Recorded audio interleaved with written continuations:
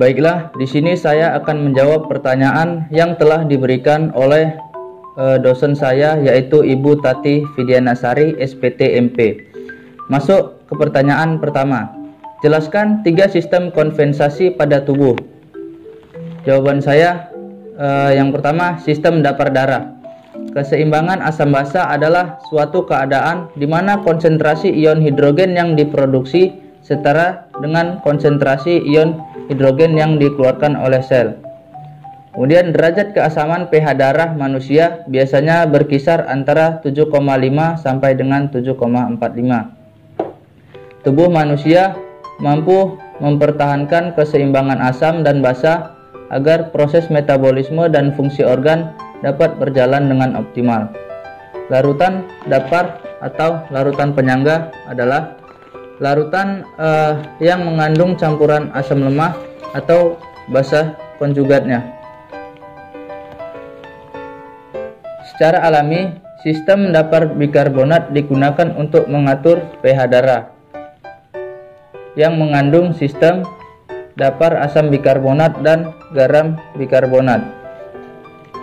Untuk mempertahankan darah tetap optimal 7,4 diperlukan perbandingan kadar garam bikarbonat dan kadar asam karbonat, yaitu 20:1. Kemudian 1. Darah sebagai larutan penyangga. Ada beberapa faktor yang terlibat dalam pengendalian pH darah, diantaranya penyangga karbonat, penyangga hemoglobin, dan penyangga fosfat. Yang pertama. Kemudian yang kedua, yang pertama penyangga karbonat. Penyangga karbonat berasal dari campuran asam karbonat H2CO3 dengan basa konjugasi bikarbonat HCO3. Penyangga karbonat sangat berperan penting dalam mengontrol pH darah. Kemudian yang kedua darah sebagai penyangga hemoglobin. Pada darah terdapat hemoglobin yang dapat mengikat oksigen untuk selanjutnya dibawa ke seluruh sel tubuh. Keberadaan oksigen pada reaksi tersebut dapat mempengaruhi konsentrasi ion H positif, sehingga pH darah juga dipengaruhi olehnya. Pada reaksi tersebut, oksigen bersifat basa. Hemoglobin yang telah melepaskan O2 dapat mengikat H positif dan membentuk asam hemoglobin, sehingga ion H positif yang dilepaskan pada peruraian H2CO3 merupakan asam yang diproduksi oleh CO2 yang terlarut dalam air saat metabolisme. Kemudian yang ketiga, penyangga fosfat. Pada cairan intrasel, kehadiran penyangga fosfat sangat penting dalam mengatur pH darah. Penyangga ini berasal dari campuran dihidrogen fosfat H2PO4 negatif dengan monohidrogen fosfat H3PO3 2 negatif. Penyangga fosfat dapat mempertahankan pH darah 1,0. Penyangga di luar sel hanya sedikit jumlahnya, tetapi sangat penting untuk larutan penyangga urin.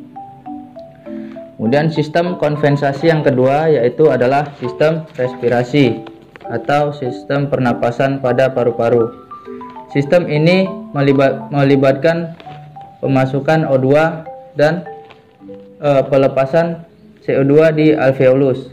Kemudian transportasi O2 dari alveolus ke jaringan. Dan yang ketiga, transportasi CO2 dari jaringan ke alveolus. Sistem respirasi ditentukan oleh proses difusi udara yang mengakibatkan tekanan parsial gas dalam udara pernapasan PO2 dan PCO2. Kemudian transportasi O2 dalam darah yaitu bisa berbentuk gas yang larut dalam plasma yang sedikit, kemudian O2 yang terikat dengan hemoglobin HbO2, kemudian transportasi CO2 dalam darah yaitu berbentuk gas yang larut dalam plasma, kemudian ada asam karbonat yang larut dalam plasma meskipun sedikit. Yang ketiga, ikatan karbamino dengan protein darah termasuk Hb 20%. dan yang keempat garam bikarbonat sebanyak 70%. Kemudian sistem kompensasi yang ketiga yaitu adalah sistem ekskresi ginjal. Untuk mempertahankan keseimbangan asam basa, ginjal harus mengeluarkan anion asam non-volatil dan mengganti HCO3. Ginjal mengatur asam basa dengan sekresi dan reabsorpsi ion hidrogen dan ion bikarbonat. Pada mekanisme pengaturan oleh ginjal ini berperan 3 sistem, yaitu sistem buffer asam karbonat, buffer fosfat, dan pembentukan amonia. Ion hidrogen CO2 dan NH3 diekskresikan ke dalam lumen tubulus dengan bantuan energi yang dihasilkan oleh mekanisme pompa natrium di basolateral tubulus. Pada proses tersebut asam karbonat dan natrium dilepas kembali ke sirkulasi untuk dapat berfungsi kembali. Tubulus proksimal adalah tempat utama reabsorpsi bikarbonat dan pengeluaran asam. Ginjal mengatur kandungan garam bikarbonat dalam darah dengan cara yaitu memobilisasi ion H positif di tubulus proksimal dengan reabsorpsi Na positif. Kemudian mensekresikan ion H positif di tubulus distal ditukar dengan Na positif. Kemudian membentuk amonia yaitu NH4 positif di tubulus distal menggantikan Na positif yang terpakai untuk sekresi ion H positif yang kemudian ditukar dengan Na positif. Pertanyaan yang kedua, jelaskan secara singkat metabolisme air dalam tubuh ternak. Yang pertama, mula-mula air yang diminum hewan ternak masuk ke dalam mulut dan menuju saluran cerna. Lalu yang kedua, air masuk melalui pembuluh kapiler ke dalam darah yang akan dialirkan ke seluruh tubuh. Setelah itu, tahap yang ketiga, air membantu memompa darah ke seluruh tubuh. Nah, saat air sampai di paru-paru akan terjadi pertukaran oksigen dan karbon dioksida. Kemudian proses selanjutnya yang keempat terjadi pada organ hati. Pada tahap inilah air akan membantu proses metabolisme karbohidrat, lemak, dan protein. Kemudian proses yang terakhir yang kelima yaitu air menuju ke ginjal. Pada tahap ini air membantu ginjal dalam proses penyaringan zat sisa untuk dikeluarkan bersama air seni atau urin melalui anus ternak. Pertanyaan yang ketiga, jelaskan asal sumber air pada tubuh ternak. Jawaban saya, sumber air untuk ternak berasal dari yang pertama, air minum. Ini merupakan hal yang terpenting untuk hewan ternak, meliputi dari manakah air yang ia minum, apakah higienis atau tidak, apakah tercemar atau tidak, dan apakah bagus atau tidak untuk hewan ternak. Hal ini bergantung pada peternak yang akan memberikan minuman untuk kehidupan ternak tersebut. Kemudian yang kedua, asal air untuk ternak adalah air yang terkandung pada makanan. Biasanya rumput hijauan yang segar mengandung air lebih banyak daripada rumput yang sudah dibiarkan beberapa hari oleh peternak. Rumput inilah yang sangat bagus untuk dikonsumsi oleh ternak. Kemudian yang ketiga, sumber air yaitu air metabolik yang didapat sebagai hasil dari oksidasi makanan dan sintesa dari molekul yang kompleks di dalam tubuh. Kemudian pertanyaan yang keempat, jelaskan bagaimana cara menghitung air metabolik.